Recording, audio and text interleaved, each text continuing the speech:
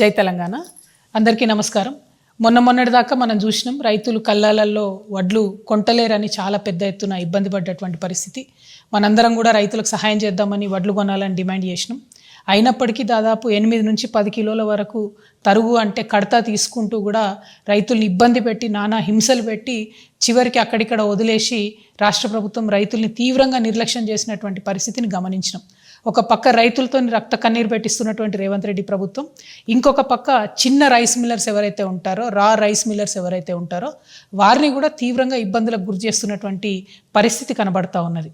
ప్రధానంగా ఏదైతే రైతులు పండించేటటువంటి ధాన్యాన్ని ప్రభుత్వం కొని దాన్ని మిల్ చేసి మళ్ళీ రేషన్ షాపుల ద్వారా ప్రజలకు ఇచ్చేటటువంటి వ్యవస్థ మన రాష్ట్రంలో కొనసాగుతుంది. అయితే ఈ వ్యవస్థలో రైస్ మిల్లర్స్ ఉంటారు, అట్లానే బాయిల్డ్ రైస్ మిల్లర్స్ అని పెద్ద రైస్ మిల్లర్స్ ఉంటారు. ఈ బాయిల్డ్ రైస్ మిల్లర్స్ అనేటోళ్ళు ఒక్కొక్క జిల్లాలో పెద్ద ఎత్తున రైస్ మిల్స్ పెట్టుకొని 100 కోట్ల రూపాయలతోని వ్యాపారం చేసేటటువంటి బడా వ్యాపారవేత్తలు ఉంటారు.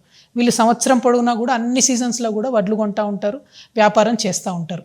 ఇప్పుడున్నటువంటి రేవంత్ రెడ్డి గారి ప్రభుత్వం ఈ పెద్ద రైస్ మిల్లర్స్ ఎవరైతే ఉంటారో, 100 కోట్లలో వ్యాపారం చేసేటటువంటి రైస్ మిల్లర్స్ ఎవరైతే ఉంటారో వారు ప్రభుత్వానికి దాదాపుగా 4,000 కోట్ల రూపాయలు బాకీ ఉన్నా కూడా వారి వైపు వెళ్ళడం లేదు, వారిని అడగడం లేదు.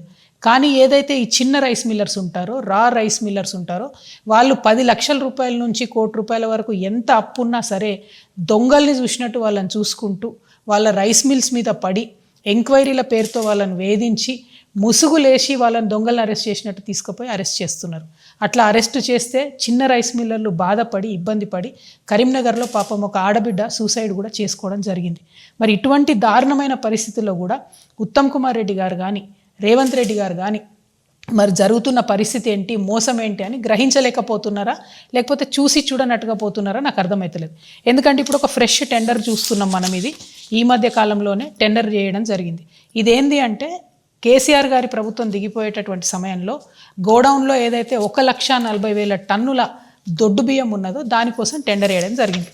ఇంతకుముందు ప్రభుత్వం ఉన్నప్పుడు 48 రూపాయలతోని మన ఫిలిప్పీన్స్కు ఆనాడు టెండర్ వేసి అంతకుముందు ఉన్న రైస్ అమ్మిండ్రు.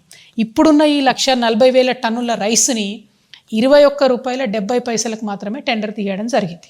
టెండర్ డాక్యుమెంట్ చూస్తే ఇందులో 24 రూపాయలు అని ఉన్నది. కానీ మళ్ళా కూర్చొని ప్రైవేట్గా దాన్ని మేనేజ్ చేసి 21 రూపీస్ 70 పైసాకి ఒక కరీంనగర్కి సంబంధించినటువంటి పెద్ద రైస్ మిల్లర్ ఏదైతే 100 కోట్లకు పడగలెత్తున్నారో అటువంటి ఒక రైస్ మిల్లర్కి టెండర్ అప్పచెప్పడం జరిగింది.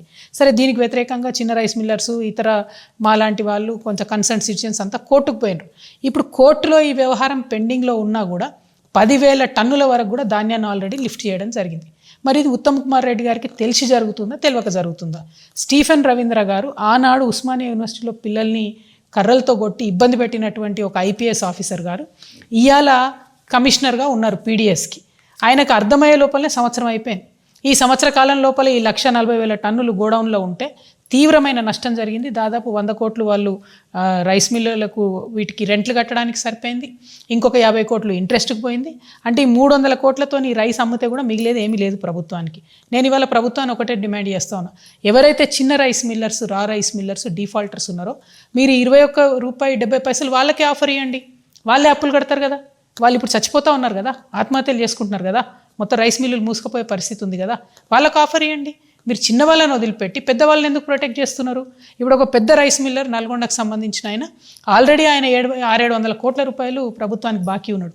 ఆయనకి ఇప్పుడు ఇంకో కొత్త రైస్ మిల్లుకి పర్మిషన్ ఇచ్చింది ప్రభుత్వం, వర్గాల్లో పర్మిషన్ ఇచ్చింది. ఆయనకు మళ్ళీ 300 కోట్ల రైస్ కూడా ఇచ్చింది.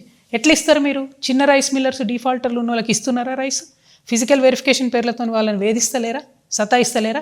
ఈ అంశాలన్నీ పక్కకు పెట్టి ప్రజలు గమనిస్తలేరు, ప్రతిపక్షాలు గమనిస్తలేరు అని మీరు అనుకుంటే తప్పు. బీఆర్ఎస్ పార్టీలో హరీష్ రావు గారు కానీ కేటీఆర్ కానీ పెద్ద రైస్ మిల్లర్స్ అందరితో వాళ్ళు మిలాఖత్ అయి ఉన్నారు కాబట్టి వాళ్ళు మాట్లాడతలేరు. కానీ ఇవాళ ఈ రాష్ట్రంలో ఒక ఆల్టర్నేట్ శక్తిగా తెలంగాణ రక్షణ సేన వచ్చింది. మేము చిన్న వాళ్ళ తరఫునే ఉంటాం, చిన్న రైస్ మిల్లర్స్ తరఫునే మాట్లాడుతున్నాం, చాలా బలంగా చెప్తా ఉన్నాం. మీరు కనుక పెద్ద రైస్ మిల్లర్స్ దగ్గర ఏదైతే 4,000 కోట్ల రూపాయల బకాయిలు ఉన్నాయో వాటిని వసూలు చేయండి. చిన్న రైస్ మిల్లర్స్కు 1 టైం సెటిల్మెంట్ ఆఫర్ ఇవ్వండి.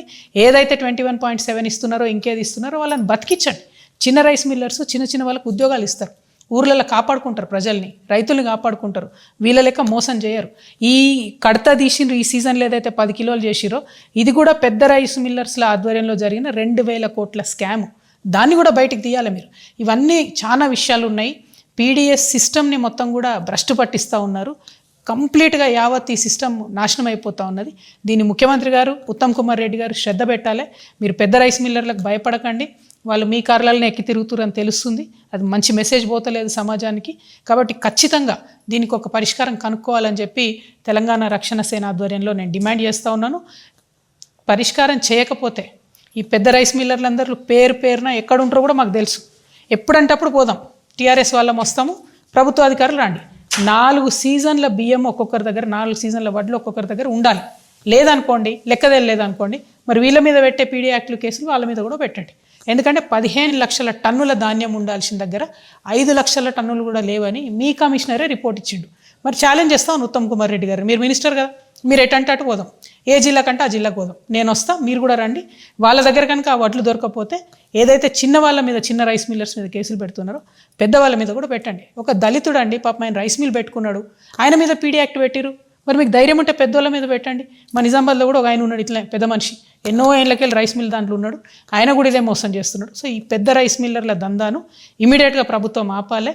ఈ పీడిఎస్ రైస్ ఏదైతుందో ఇప్పటికన్నా మీరు ఫిలిపీన్స్ కమ్మండి, కనీసం అంతకో ఇంతకో ఇప్పుడు తుట్టిపోకుండా గవర్నమెంట్కి నష్టం రాకుండా ఉంటుంది. అల్టిమేట్గా ప్రజల సొమ్ము కాపాడబడాలి, ప్రజలకు మీరు మంచి రైస్ ఇవ్వాలని నేను కోరుతున్నాను. Thank you. జై తెలంగాణ.